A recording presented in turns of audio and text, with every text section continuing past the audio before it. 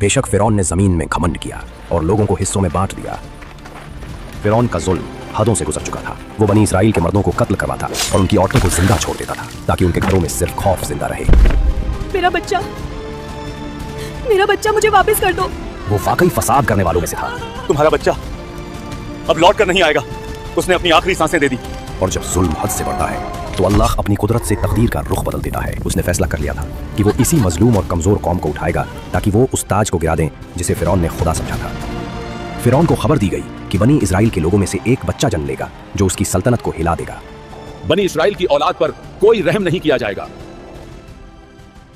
फिर वो वक्त आया जब अल्लाह की मर्जी से मूसा अलैहिस्सलाम का जन्म हुआ, एक ऐसे दौर में जब फिरौन का जुल्म अपने चरम पर था और मूसा फिरौन की हुकूमत के लिए एक बहुत बड़ा इम्तिहान बनने वाले थे। और हमने मूसा की माँ को हिदायत दी, जब फिरौन के लोग आएंगे तो उसे दरिया के हवाले कर देना, हम उसे तुम्हारे पास वापस लाएंगे और उसे अपने रसूलों में से बनाएंगे।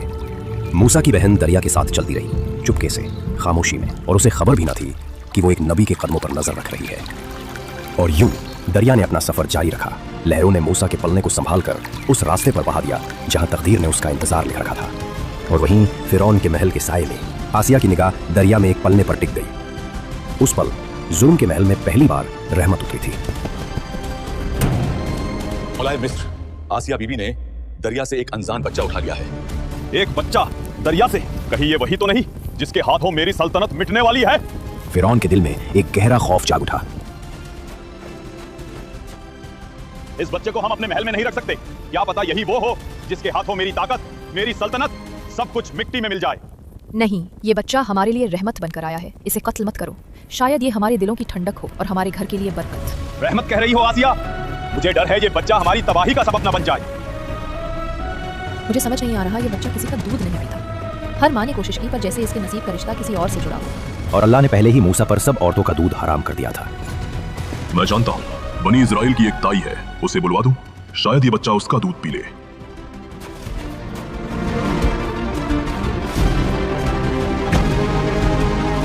चलो, आसिया बीबी ने तुम्हें महल बुलाया है, देर मत करो, तुरंत तैयार हो जाओ। महल में तेरी बेटी मिली थी, उसने कहा मेरी माँ का दूध शायद वो बच्चा पी लेगा, बस इसीलिए मैं तुम्हें महल बुलाने आया हूँ।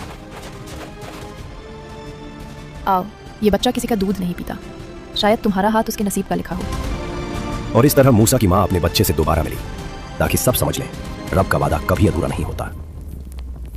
ऐ मेरे रब, तूने मुझे माँ बनने का एहसास बख्शा। ये बच्चा मेरी जिंदगी की सबसे बड़ी रहमत है। और यूं अल्लाह ने अपनी कुदरत का इजहार किया। जिसे दरिया में बहाया गया था वो अब फिरौन के महल में रहमत बनकर पलने लगा।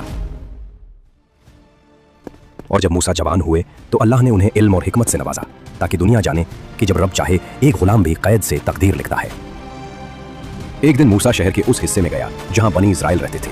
वहां उसने दो आदमियों को लड़ते देखा, एक उसकी अपनी कौम का और दूसरा फिरौन के लोगों में से। मूसा ने गुस्से में एक मुक्का मारा और वो आदमी वहीं गिरकर मर गया। ऐ मेरे रब, ये शैतान का काम था, मैंने अपने आप पर जुल्म कर लिया, तू ही है जो माफ करने वाला है, मुझे माफ कर दे।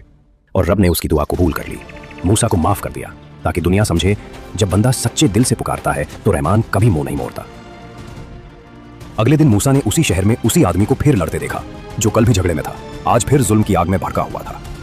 ए मूसा, क्या आज मुझे मारने आए हो जैसे कल उस आदमी को मार दिया था? लगता है तुम्हारा इरादा सिर्फ कत्ल करने का ही है।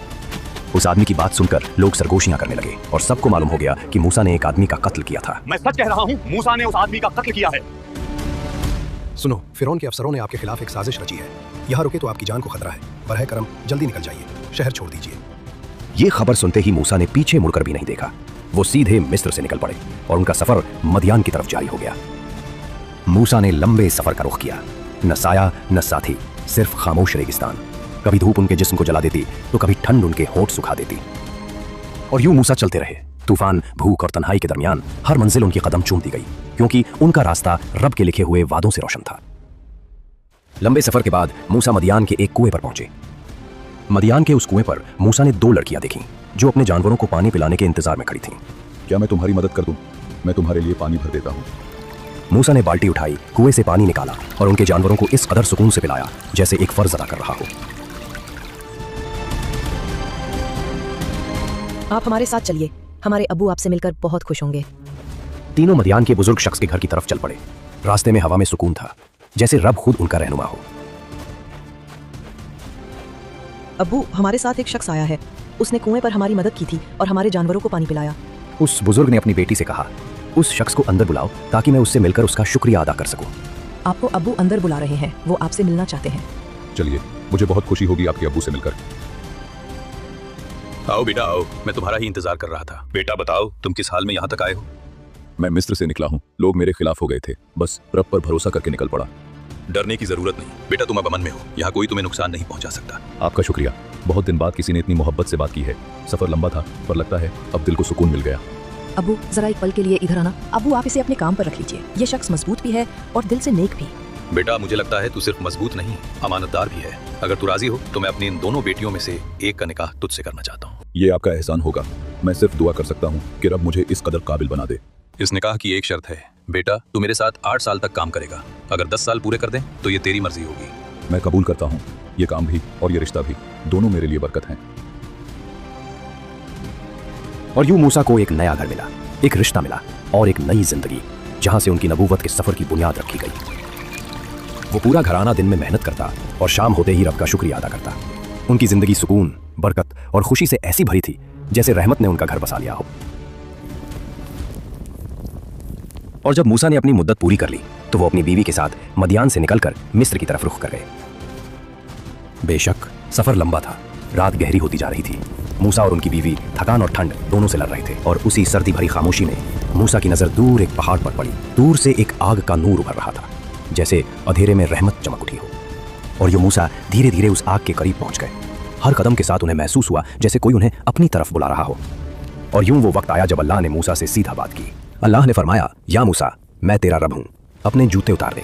तू मुकद्दस वादी तुवा में है और मैंने तुझे चुना है, तो मेरी बात को ध्यान से सुन। बेशक मैं ही अल्लाह हूँ, मेरे सिवा कोई माबूद नहीं, तो मेरी इबादत कर और मेरी याद के लिए नमाज कायम कर।